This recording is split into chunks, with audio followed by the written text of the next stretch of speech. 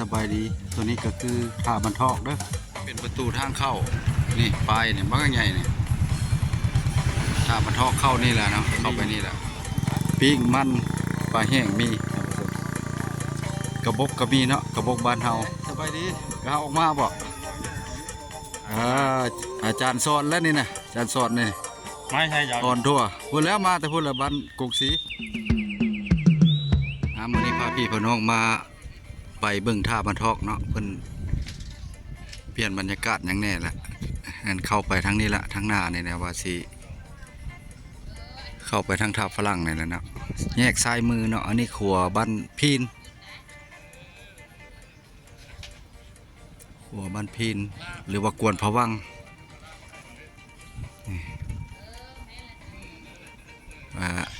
สงกรานต์ปีนี้นี่เพิ่นพกตูบกันละบ่เนาะเข้าไปเบิ่งนำกันเนาะน้ำยังเขียวซ้ำใดเนาะฮอดทางเข้าท่าฝรั่งเนาะขยายทางออกเบื้องหนึ่ง15 เมตรเนาะขยายเส้นทางฮอดนี่แหละเนาะฮอดท่าทางเข้าท่าฝรั่งกำลังฮอดนี่เนาะฮอดท่าฝรั่งหรือว่าผาห้อมประตูทางเข้านี่ปลายเนี่ยมันก็ใหญ่เนี่ยท่าบรรทอกเข้านี่แหละเนาะเข้าไปนี่แหละ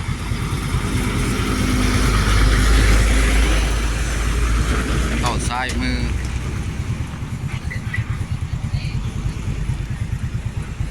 สะดวกสบายเนาะถ้าว่าเส้นทางนี่แล้วก็สายทางเลขที่12เนาะ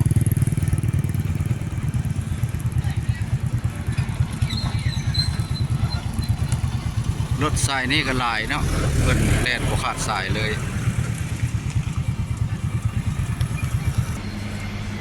ย่ำฝนก็ลำบากเนาะน้ำท่วมเมื่อทีนี่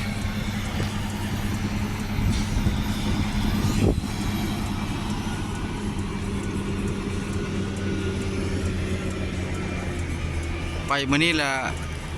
ท่าฝรั่งแล้วก็ท่าบรรทอกเนาะบรรทอกนายอก็เป็นจุดซุ่มของนักท่องเที่ยวที่ว่าเคยเข้ามาเที่ยวมาชมกันเนาะเข้าไปเบิ่งว่า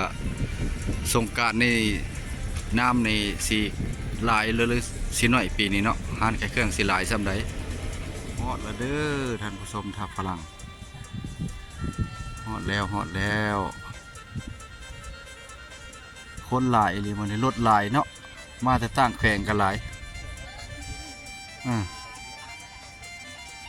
รถหลายเลยมันมาทวิตกับห้านขายเครื่องนี่แหละขาย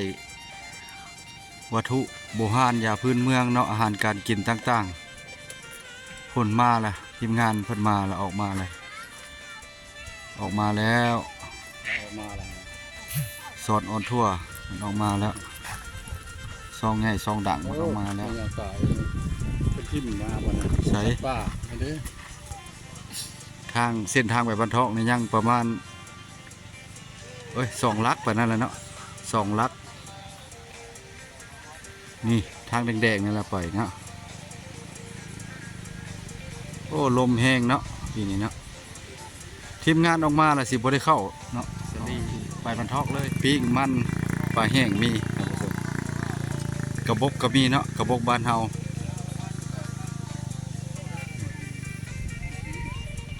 สบายดีก็เอาออกมาบ่อาจารย์สอนแล้วนี่นะอาจารย์สอนนี่ไม่ใช่ยอดอ่อนทั่วพูดแล้วมาแต่พูดละบ้านกุกศรีของก้อยลอดคอนบ่นี่บ่แม่ใหญ่ของก้อยลอดคอนบ่เตียงคาเตียงฮักบ่คาเตียงฮักบัดผู้บ่มีครอบครัวบัดแม่หยังสิฮักไปเนาะบองเล่าเนาะแม่เนาะเป็นยาบำรุงกำลังเว้าเหยาะกันท่านผู้ชมนี่กงก้อยลอดคอนเพิ่นว่าเนาะยาขี้ไข่นกคุ้มมันยังมีทุกชนิดยาแก้พิษไข้ต่างๆเนาะยาลาวเฮาไปบรรเทาะวันนี้เนาะเข้าว่าทางกำลังแปลงห้าน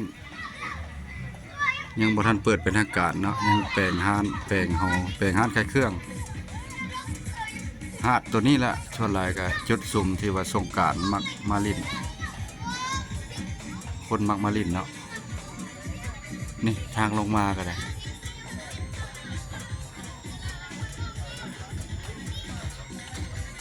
กำลังเริ่ม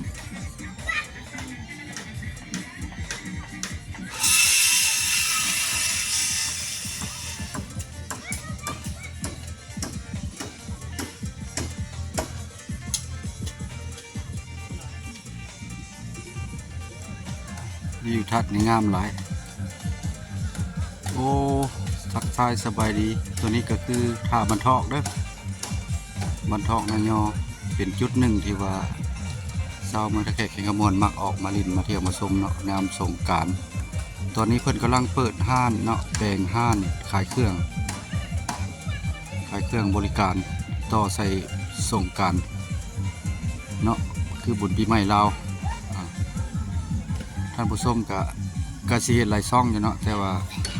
ตัวนี้มาก่อนแต่เพิ่นบ่ได้เปิดปีกายนี่ตูบหนึ่ง50,000เนาะเศร้าตีรถก็50,000ปีนี้แต่ราคาบ่ทันฮู้เนาะปีนี้มันสิขึ้นบ่หรือสิลงยังบ่ฮู้กันเนาะท่านผู้ชมเพราะว่าเพิ่นบ่ทันได้แจ้งราคาไว้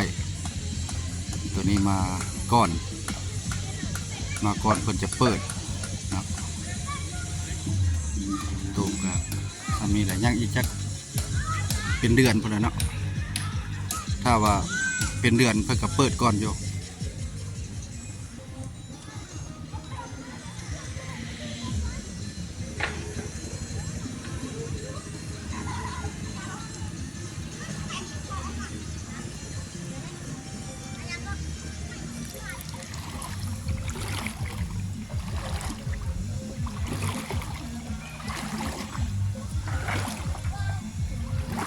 น้ำเย็นดีใสดี